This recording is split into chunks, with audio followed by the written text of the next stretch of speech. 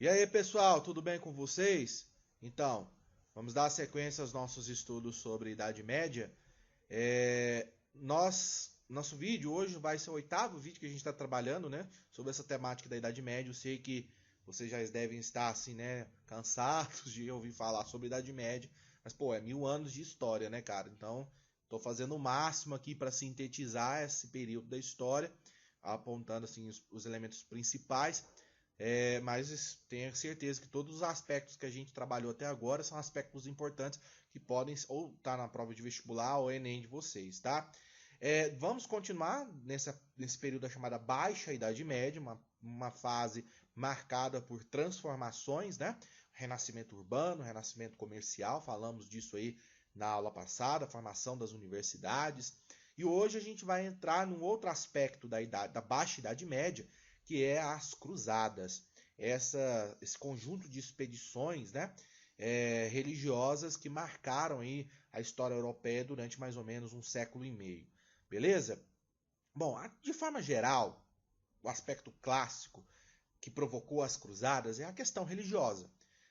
As cruzadas nada mais é do que um conjunto de expedições organizadas pela Igreja Católica com o objetivo de retomar territórios sagrados para o cristianismo no Oriente Médio, a Terra Santa, Jerusalém e as regiões próximas aonde Cristo viveu e realizou ali as suas pregações, né? Território esse que já há alguns séculos estava sob o controle dos árabes muçulmanos, tá?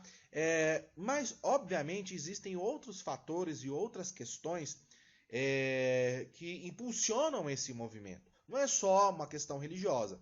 Você tem, por exemplo, a questão estratégica adotada por parte da igreja para conter o avanço do islamismo de uma forma geral, né, que crescia no Oriente Médio e em algumas regiões da Europa, no leste europeu. É uma ação também estratégica para pressionar Bizâncio. Lembra que lá no século XI houve o tal do cisma do Oriente, né? A divisão entre Igreja Católica e Igreja Católica Romana e Igreja Católica Ortodoxa Grega, né? Uma forma de também apresentar o catolicismo ali. Então você tem uma questão religiosa de credo, né? E também questões estratégicas envolvidas ali nesse processo dessas expedições. Outro aspecto que a gente pode observar é a questão da falta de terras para a nobreza na Europa ocidental de uma forma geral.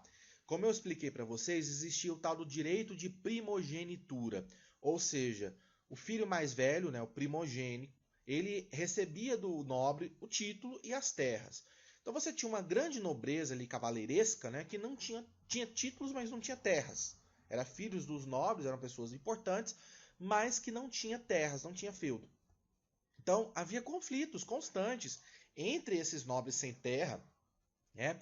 Então, por que não canalizar esse espírito guerreiro militar para combater os infiéis no Oriente, né? Então foi uma jogada de mestre. A Igreja Católica garantiria sua presença ali naquela região e também com o apoio das armas da nobreza, né? Obviamente para conseguir expulsar ali os árabes, os muçulmanos, e essa nobreza poderia se estabelecer e usufruir das terras ali, né, que seriam distribuídas pela igreja. Então a gente vai falar disso mais adiante, da montagem de um reino cristão lá naquela região da Terra Santa, tá?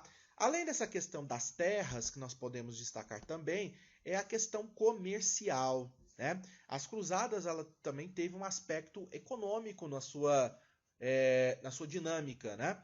Então você tem, desde o renascimento comercial, a reestruturação do comércio das cidades, surgimento de uma nova classe, a burguesia, e a burguesia europeia, de uma forma geral, quer ampliar os seus negócios, mas existe uma grande barreira. As rotas comerciais do Mediterrâneo, elas estão ou controladas pelos bizantinos ou pelos árabes. Então nós vamos observar também que as cruzadas acabaram tivendo um reflexo na economia quando as cidades italianas consolidam sua hegemonia no Mediterrâneo, né? Cidades que vão se enriquecer bastante comercializando na Europa as especiarias. Então você começa a observar que nós estamos pegando aquele embalo, né, para chegar no final da Idade Média e entrar ali na Idade Moderna, porque a expansão comercial europeia iniciada, né, pós-cruzadas no Mediterrâneo, ela vai influenciar Uma outra expansão, que é a expansão marítima pelo Atlântico, que vai desencadear a descoberta da América, enfim. Então aqui nós estamos já observando os elementos, né, do fim do medievo e início da modernidade. Tá? Então, a partir de 1095, o Papa Urbano, né, foi o cara brilhante que teve a ideia, né, dessas cruzadas, dessas expedições. Ele vai então convocar a cristandade para esse movimento expedicionário. Né? A primeira cruzada foi a Cruzada dos Mendigos, que foi um fracasso total. A pobretada, né, toda saindo ali da Europa com incentivo da igreja para ir para a Terra Santa, para purificar os seus pecados, sem preparo militar nenhum, enfim, foram massacrados pelos árabes, né, pelos muçulmanos. Ao todo foram 8 expedições, eu não vou falar de todas, vou falar das principais. Então a primeira aí é a Cruzada dos Mendigos, depois nós tivemos a Cruzada dos Nobres, essa sim, foi uma cruzada que teve um relativo sucesso, né? Então nobres, esses nobres que eu falei para vocês, né, sem terra, filhos de uma nobreza, mas sem feudos na Europa Ocidental, foram com o apoio da igreja para o Oriente, expulsaram os muçulmanos, né, da região da Terra Santa, de Jerusalém, fundaram um reino cristão ali naquela área, né, um reino cristão que se estabeleceu durante algumas décadas, se não me engano foram 80 e poucos anos de reinado cristão, então há um período assim, significativo, considerável. Então essa nobreza ela vai lá, expulsa, né, e a igreja distribui as terras, ele fala assim, então vai ter muitos barões, muitos duques, condes, com terras ali naquela região. E a formação de um reino cristão, mas que não dura muito tempo, né? Por volta ali do ano 1120, 1170, por aí, os muçulmanos, comandados por Saladino, expulsam, né, os cristãos ali novamente. Inclusive, recomendo a vocês, existe um filme do diretor Ridley Scott, muito bom, chamado Cruzadas, estrelado ali pelo Orlando Bloom, né? Aquele cara que faz o Legolas, né? Do Senhor dos Anéis. Eu recomendo, o filme é muito bom, muito bacana assim do ponto de vista histórico. Ele tem bastante coerência, tá? Então fica a dica aí para vocês, se vocês quiserem assistir. Depois do fracasso da Cruzada dos Nobres, nós tivemos a Cruzada das Crianças. Mais uma vez a questão do fanatismo religioso, né? A igreja acreditava que a Cruzada dos Nobres não deu certo porque cometeram pecados, enfim, e enviaram crianças, porque as crianças são puras, é o reino dos céus, enfim. Massacre novamente, não deu certo. Depois da Cruzada das Crianças, nós tivemos a Cruzada dos Reis. Por que esse nome? Porque ela foi liderada por 2 reis. O rei da Inglaterra, Ricardo Coração de Leão, e o rei da França, que era o Luís IX. Também não foram bem sucedidas. O Ricardo Coração de Leão foi capturado pelos árabes, né? E a Inglaterra quase foi à falência para pagar o seu resgate. Eu vou falar disso aí mais adiante. E o Luís IX acabou morrendo, né, pegando uma doença lá no norte da África e também não conseguiu cumprir a cruzada. Por último, a cruzada comercial, que é a cruzada das cidades italianas contra Constantinopla, contra Bizâncio, né? Então, as cidades italianas, com esse pretexto de combater os cristãos ortodoxos bizantinos, mas na verdade eles estavam de olho no controle do mar Mediterrâneo, atacaram, né, e saquearam Bizâncio e a partir daí consolidaram seu domínio naquela região do mar Mediterrâneo. Então, no total aí nós temos essas expedições que são as cruzadas. O fracasso da cruzada de uma forma geral, ela demarca o declínio no sistema feudal, né? Juntamente com o renascimento comercial, urbano, nós temos aí já conjunturas que não são mais compatíveis com a realidade do medievo. Isso provoca o enfraquecimento da nobreza cavaleiresca, da nobreza feudal típica, aquela nobreza guerreira, né? Por quê? Muitos nobres investiram o pouco que tinha, né, das suas fortunas ali, para empreender essas cruzadas. E quando foram expulsos, perderam tudo, né? Então essa nobreza ela enfraqueceu, ela perdeu espaço, né? E em contrapartida, o poder real ele vai se amplificar, ele vai tomar corpo, ele vai tomar força. Então nós temos um descompasso, né? Aquela descentralização típica do universo feudal, ela vai sendo gradativamente substituída por uma unificação monárquica, tema que a gente vai trabalhar também daqui a pouco, tá? Aqui eu vou mostrar para vocês um mapa que retrata, né, os caminhos percorridos pelos cruzados em todas as etapas aqui, né, do processo cruzadístico aqui nessa região aí do Oriente Médio. beleza? Vamos dar sequência, né? Um outro aspecto importante que a gente tem que destacar em relação às cruzadas é a chamada Guerra de Reconquista ou Cruzadas do Ocidente, tá? Eu gostaria de lembrar vocês que desde o século VIII, né, mais da metade aqui da Península Ibérica era dominada por árabes muçulmanos. E aí, a partir do momento que a igreja inicia as cruzadas no Oriente, esses 4 reinos católicos, Reino de Leão, Castela, Navarra e Aragão, depois eu vou falar do Portugal aqui, calma aí, iniciam esse processo de reconquista da Península Ibérica, de expulsão dos árabes muçulmanos dessa região.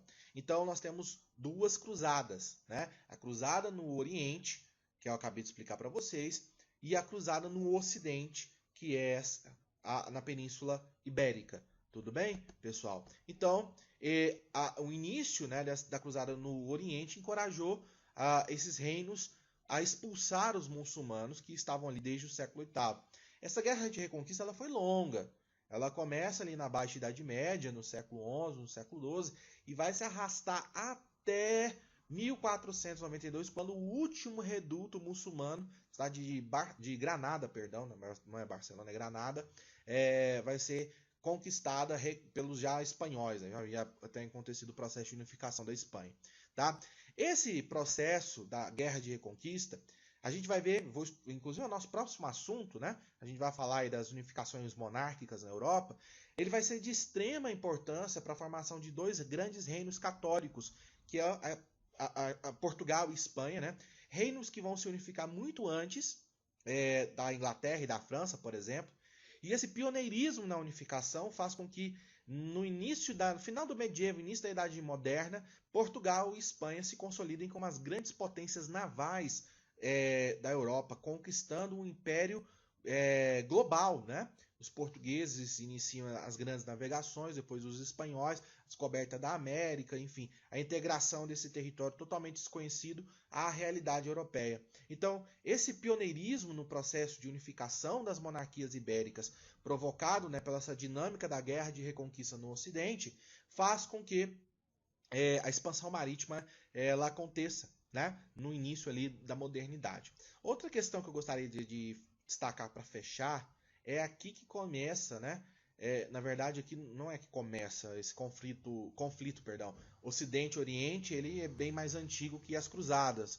Lá na Guerra Greco-Pérsica, você já vê essa presença do confronto desses 2 modos de vida, do modo de vida ocidental e do modo de vida oriental.